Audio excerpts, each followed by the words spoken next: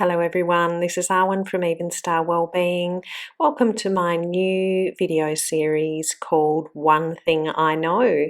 I just wanted to take the opportunity to share something really short and sweet that I have learnt in recent times with you to help you to improve your well-being in one way or another.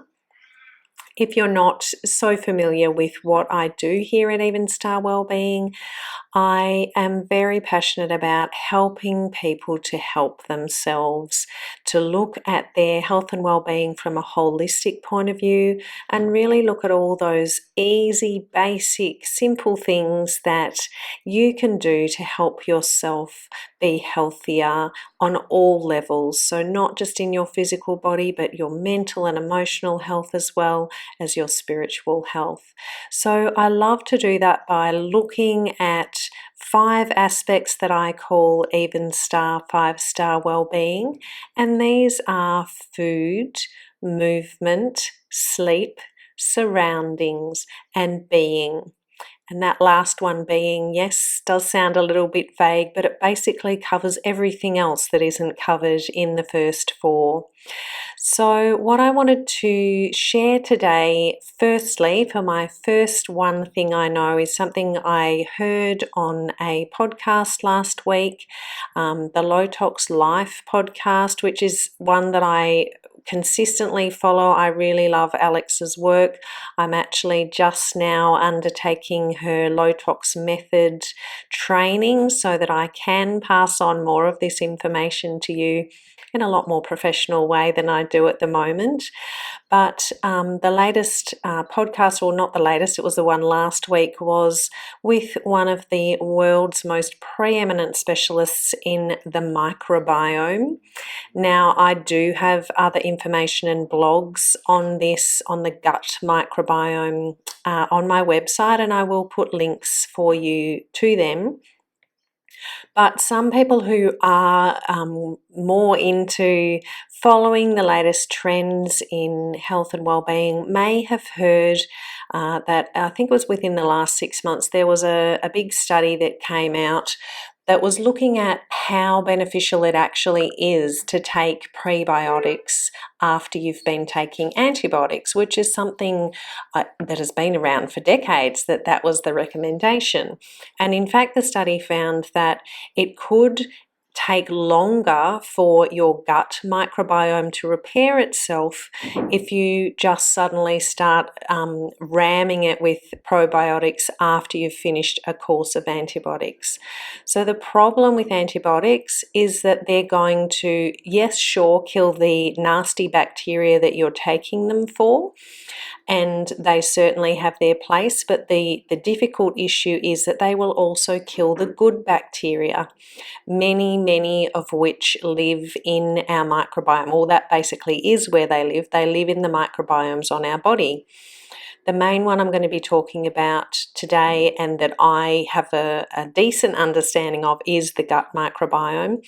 This is really super important for overall well-being. Your microbiome in your digestive system is either going to be increasing inflammation in your whole system or decreasing it, and we need it to be balanced so that we do not have excess inflammation, which is, as most people are aware, the underlying cause of many chronic illnesses. So this point about taking probiotics after having a course of antibiotics is something that I just wanted to cover off really quickly, because you need to have the best approach possible. Now, firstly, before I even talk about that though, the key things for having a healthy gut microbiome are to have a wide variety of fruits and vegetables, especially vegetables. So you want to be able to fill your tummy with both soluble and insoluble fiber, which you will get if you eat a wide variety of vegetables and fruits. The easiest way to make sure you're doing this is to think about the rainbow, all the colors of the rainbow. Make sure that you eat them every day. It's pretty easy to work this out, and because I want to keep these videos really short and snappy, I won't go into detail. If you do want any more information about, well, what are the yellow fruits and vegetables that I should be eating, or what can I do to cover off purple or blue, then please do drop me a message and I'd be more than happy to help you with that. So that multicolored fruits and vegetables is the absolute number one thing to keep your gut microbiota really healthy and balanced.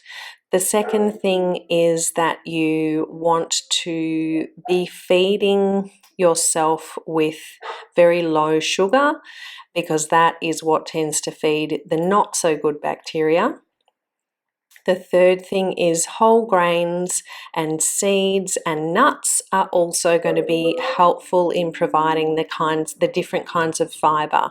So with everything, you want to have a variety. So making sure that you're not just giving yourself a few almonds every day, but get into the walnuts, the hazelnuts, the cashews, all the different things, and all the different types of seeds as well. It's really easy to do this if you make yourself up a beautiful homemade muesli with all those different things in it.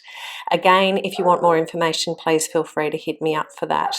And then the last thing is to actually feed your gut with probiotic foods.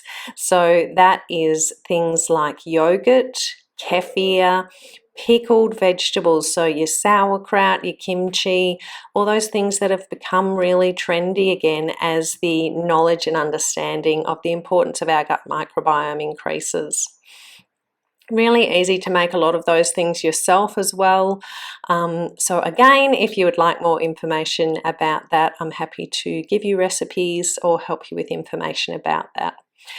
But so back to the antibiotics. So if you randomly get sick and you don't know you're going to get sick, then you can't do much about preparing beforehand. But it is really key to start taking your probiotics during the antibiotic dosage that you're having, as well as afterwards. If you're going to have, for example, a elective surgery and you know you're going to be given antibiotics, then really preparing your gut well is going to mean a much faster recovery, a much lower chance of getting other infections. So the expert advice on this is to, when you're taking antibiotics, to make sure that you take your probiotics during the time. So eating foods, as I've mentioned before, or taking a supplement from a health food store or even some pharmacies. The expert opinion is to take them for 6 months afterwards as well as during. When you have finished your course of antibiotics, that's when you start taking prebiotics, which are going to feed the good bacteria. So if you can, you take those for 3 months, and that is going to help to keep the good stuff going. Whereas if you're just ramming your digestive system immediately with probiotics and there's nothing good in your gut because you've just had a course of antibiotics, you're actually going to be multiplying those not so great bacteria. So that is the tips about that. Personally, I think it's a great idea to have some probiotics every day if you think your diet may be lacking. It's a good idea to mix up the different brands and different varieties that you have.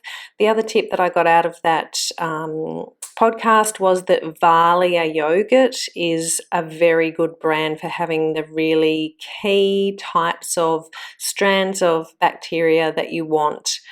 No affiliation with Valia, and neither was the person who made that recommendation.